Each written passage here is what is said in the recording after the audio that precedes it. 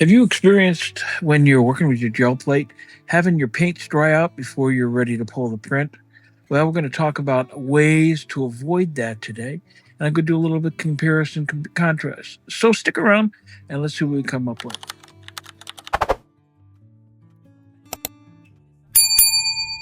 Hi, it's Dave, and today is Thursday Train. Gonna be a little bit different this week for me. I'm trying out a couple of ways to allow my paint to stay workable longer. And after talking with some people, watching some videos, the idea of adding some way to retard this drying of the paint seems to be the way to go. Here in Arizona, things are extremely dry, and lately been extremely hot. So that means when I'm doing my gel plating, especially, my paints are drying much faster than they are useful. So I have to find a way to slow it down. What I've got here is a couple of different options. I have some more coming in. I'll show those at a later date. But the first one here is the Liquitex Flow-Aid Additive. And I'm going to be trying both of these. The second one is the Golden Retarder. Now, just looking at the two of them, the way they feel, this is a lot more fluid. And although it has a oily feel to it, it's much less oily than what the Retarder is. Put the Retarder down, you should be able to see immediately just how viscous that is. This is very thin as compared to the Retarder. The Retarder it feels a lot more like oil. So they aren't oil. They are an acrylic based, but the two react totally different. So you're going to see that today in today's video. I'm going to show both of them. I'm going to do some simple backgrounds in preparation of what I actually intended to do this week, which will be layering with stencils. So that's going to come up here in the near future. So watch for that. We're going to test these two out and see how they work. So let's get to it. Okay, I'm going to put some paint down, and what I'm going to do on top of that is I'm going to put some of the Liquitex into trying to loosen up a little bit. This is a heavy body paint, and it's really the part of the problem is as you get going, the paint's work time just really gets knocked down. So you really have to work fast or find a way to increase that work time. So what I've done here, this is the Liquitex is a slow paint, basically an acrylic additive. So added it to this, and I'm gonna spread it out, mix it up on the plate, spread it out. I'm not looking for it to be one color. I really kind of want it to be this mottled color, just to give myself some interest. I'm already noticing that the paint is acting much different with just a little bit I put on there. As I go on, I decide to add a little bit extra to maybe get a little bit more fluidity.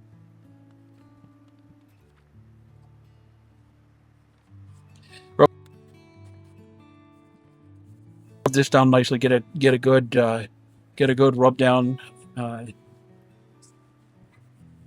Bring it all the way out to the edges. Then I'm going to put this one aside and let it dry completely. I pulled up my smaller, and I'm going to put some other paints up.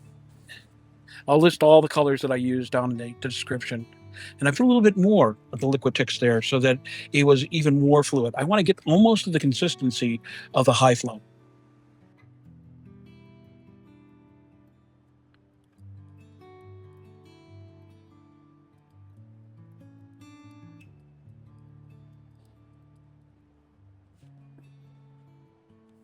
Get a nice rub down.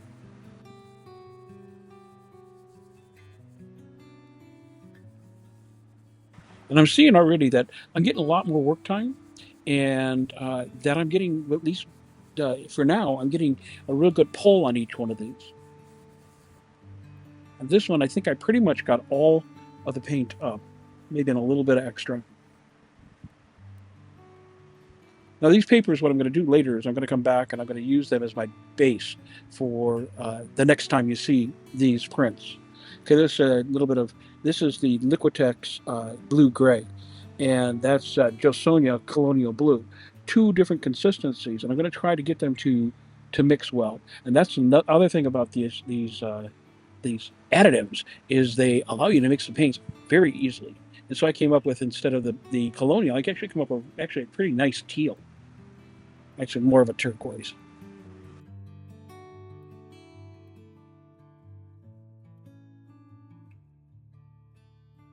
Give it a good rub around. I'm just mixing them more, and I'll spread them out.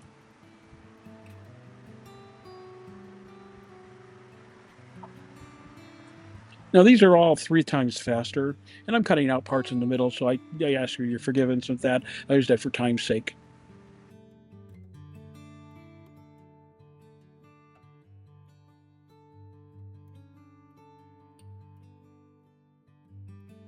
Okay, pulled up the first one we did, the big plate. And what I was trying to do is get that old paint that was crusted on there before, and it's done a pretty good job. And as you'll see here in just a second,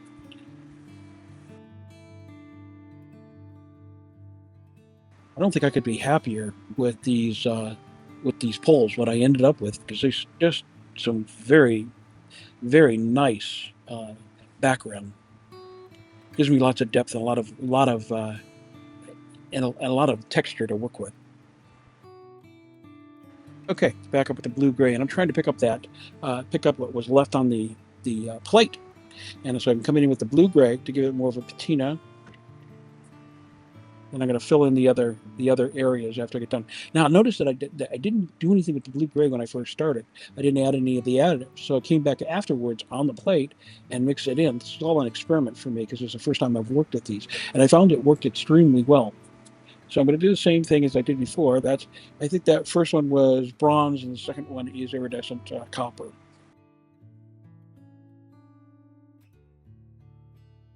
I'll let this dry. By the time I was done with that, those 2 paints were so, it got dried so much I had to do something quickly. So they pretty much dried immediately. And so I added some of my this is Titan Buff Light. Just going to get a good coat across the back, and I'm going to pull this.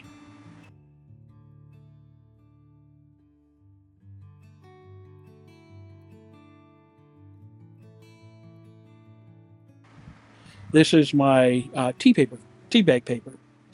It's not as transparent, but it's translucent, and it's really wonderful to use in collage work. Okay, I pulled up the teal one that we did just before pulling the last two. You can see I got it pulled up everything off the plate, and I got a really nice solid print there. I can work with that as a background. Okay, I'm gonna put down some more color. This is, I believe, this was burnt sienna, uh, uh, burnt umber, and the blue gray. And again, I'll put all of this down in the description if you'd like to see what it was. Just air it out, get a nice gradient going.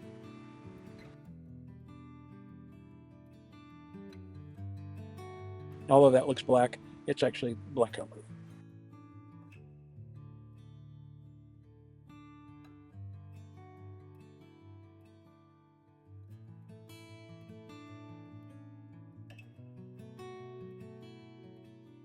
You can see I did a really actually a pretty nice gradient there. And again, I'm looking for texture, so that gave me a lot to work with. Okay, we're back to the big plate. We're pulling that tea bag paper off, and this took a little bit of effort because it's a fragile or can be a fragile paper. And it's better if you can pull it when it's still wet. But I wanted to get the rest of this stuff off, and so it took a little bit more time, a little more finessing to pull it from the plate. But you notice I'm getting most of everything off the plate now. And it gave me the time to be able to work with it.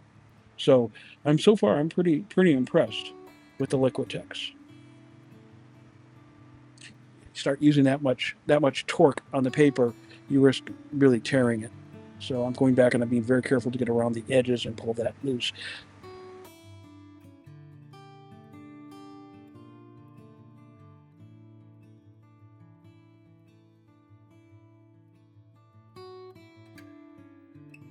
And I'm pretty happy with this one. That came out beautifully. That is going to make a beautiful background, something to build off of. You'll see that in one of the next videos that I do. All of these are going to become backgrounds for something else. I'm going to add layers uh, using other tools. So you'll see those when they come up. Now it's time to kind of move over and let's see what happens with the retarder. Again, that was the Liquitex. Now we're going to talk about the retarder. The retarder is a different consistency altogether. It's a thicker, oilier feel. Uh, and you'll see it here in just a second when I put it together. I mean, this actually acts more like a stronger binder, but it also, because it's more of a thicker paint, I had more working time, and at the same time, it created the second problem where it felt like I had too much paint now. And when I went to pull this, it left more on the plate. You can see the oily on the plate, but it came out nicely, and that's still wet, whereas the other ones were pretty much dry when I pulled them off. I'm going to do one now with the colors I used in the last one, and we'll do the same thing. Now, in this example here, I'm not going to add the retarder right away. I'm going to just put it down and see how this pulls if it were just done without any additives at all. You can see there's a lot left on that plate and on the. I didn't get a full coverage, so I'm going to do this again. And this time I'm going to add the retarders to it. You can see already it looks like there's a heck of a lot more paint down there. It's because the retarder acts as it's a binder, and it's beautiful for allowing you to have more work time with this.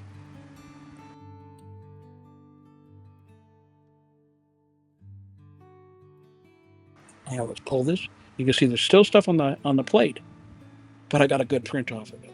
So overall, the first one and the second one, you can see there's a huge difference in using the retarder. Well, this has been Thursday Train. Up after me is going to be Just Janice, followed by Art by Julie E. If you didn't watch or didn't get a chance to see Gert, she was just before me with Gert Griggs. I hope you found this useful today.